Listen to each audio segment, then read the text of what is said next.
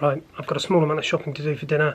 I'm going to collect some figs and I'm also going to buy some biscuits because I'm going to review you all of the British classic biscuits.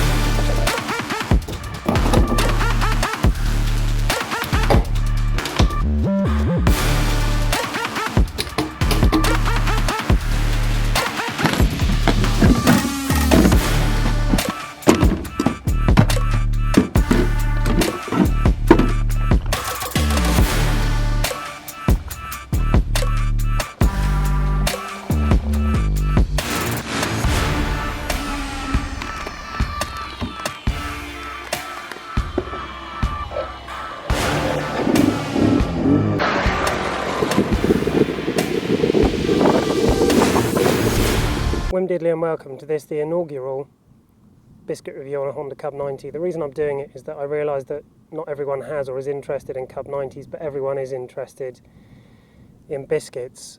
British people, you'll probably have strong opinions and you can disagree with me. Foreign people, this is what British people do. You can understand our cultural identity better by watching this video. I've started with a malted milk because it's one of my favourites.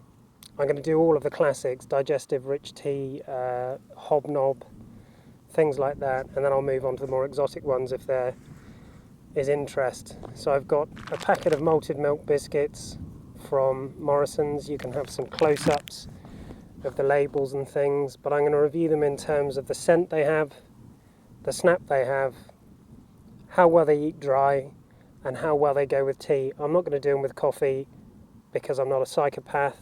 You've never ever heard anyone say we're having coffee and biscuits this afternoon. If they do, they're clearly mental. It's tea and biscuits, and I'm not having it with milk because I'm not an American. I made my tea earlier. Zojirushi is Japanese for quality standards that could only be attained by Japanese people and aren't fully understood or appreciated by Western people. That's what the word means. It should still be hot. I'm using a tin mug because I might smash a ceramic one. Good height on the pour there. Again, that's a British trope if you're foreign and watching. So, I have my tea, I have my biscuits. Intense rustling as I open them up. Malted milk was first made by Elkes in Uttoxeter in 1924. They were bought by Foxes. This one, again, you'll get a close-up, has the 2-cow motif with malted milk on. They're called malted milks because they were made with malt flavouring and also milk. Malted milk was something made by Carnation. It counts as a gruel. It was like a dry milk powder with malt extract that you added water to try and improve your miserable war and post-war life. So the scent, it's like smelling an old friend. Malty, biscuity, highly attractive. I saw a sparrowhawk on the way here as well, actually, and also a white van that I thought was probably hare coursing or fly tipping. They're picking blackberries, so that was nice. Yeah, the scent is like smelling an old friend. Sweet but not overly sweet. It doesn't smell doughy or yeasty. Malty, just highly attractive. I'm going to try and snap right down the middle of the 2 cows. Hope you heard that. No, I've actually snapped the back legs off the big cow, so it's going in dry.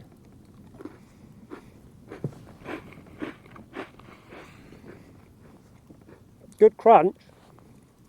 They're cooked at a high temperature for a short time, like 5 minutes high temperature, which means you haven't got to stab holes in them to get them really crispy. Something that came along later was the Lotus Biscoff, or at least I think it came along later. There are hints of Lotus Biscoff about it, but I think this is superior because there's no spice in it. It just stands proud. It doesn't need adulteration. I'm going to give it a 2.2 second dip in the tea. 1, 2, 0.2. Nice drip down there. Hopefully you can see it. They're even a nice colour. The smell is accentuated actually by tea. The malt comes out more.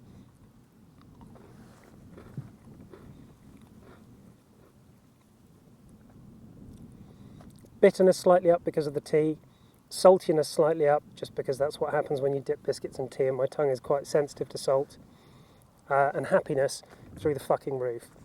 Look at the countryside around me, there's not a bastard around, and I'm here eating tea and biscuits. One of the finest biscuits you can get, top 3 certainly, maybe top 1.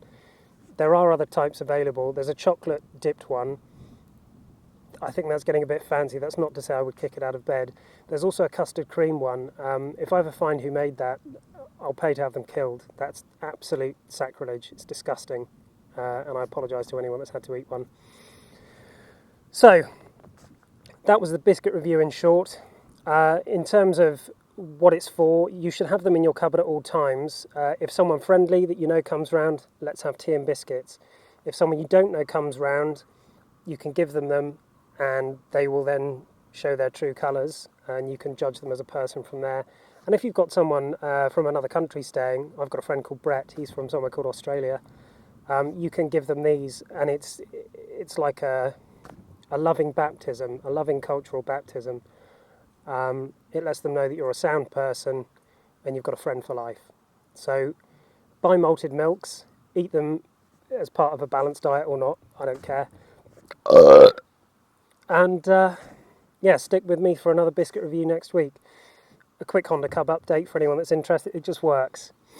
You get on it, you do this and it goes forwards. You do either that or tread with your right foot and it stops. And if you can do that, you can go around corners. The cost of living crisis bites even harder. Just get one, or you know, if you've still got loads of money and you don't feel the cost of living crisis, get 6. They're that cheap and they take up no room. You can have one in your pocket. I'm going to go and do a bit of riding. I might need a rest halfway round, but apart from that, just thank you for watching, and I'll be back with another biscuit review next week.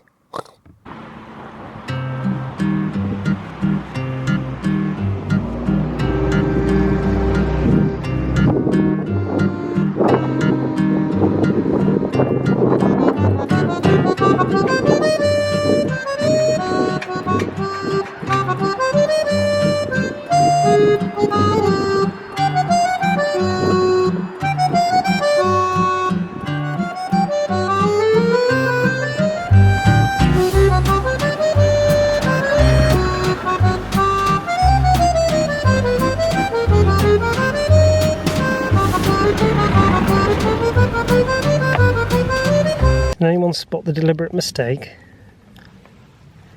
1. None. So it's making a terrible noise like the world's ending. About as much noise as a tiny engine can make. So I'm going to go and see my friend Jerry. He's got at least 1,000 of everything, and hopefully he's got something to heal my exhaust. Hiya Verity, it's Fred.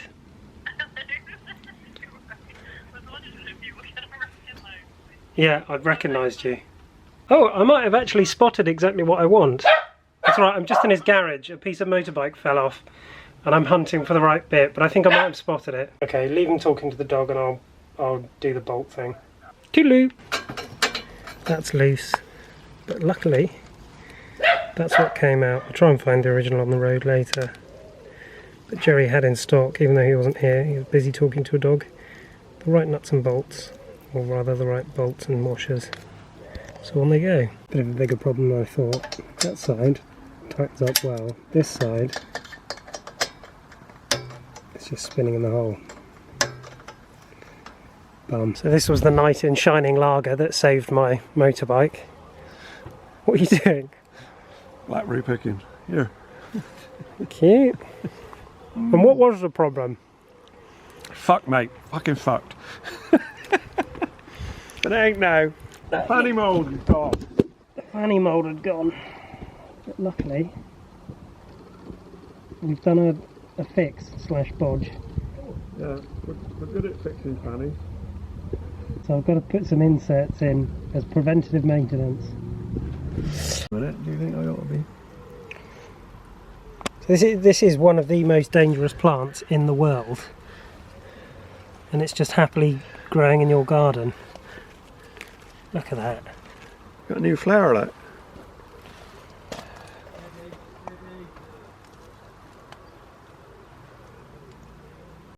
You can see the highly technical way that I've chosen to attach my tripod. Here I am in the middle of nowhere, down a track somewhere. That's the fun of having a Honda Cub. You're not going to go anywhere fast, so you might as well go the fun way home.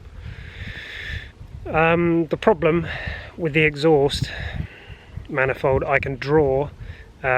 Basically, the thing that clamps the exhaust onto the head with a gasket in between came loose. One of the bolts has flown out. The thread has stripped down the hole. So a proper fix will be to drill a slightly bigger hole, put an insert in there, so drill a bigger hole, thread the hole, put an insert in there, and then use it as normal. It should be as strong as anything. Having looked on eBay, it's quite a common problem by the look of it. So they sell bits of threaded rod, nuts, gaskets, the whole kit. So that's what I'll be doing in the fullness of time.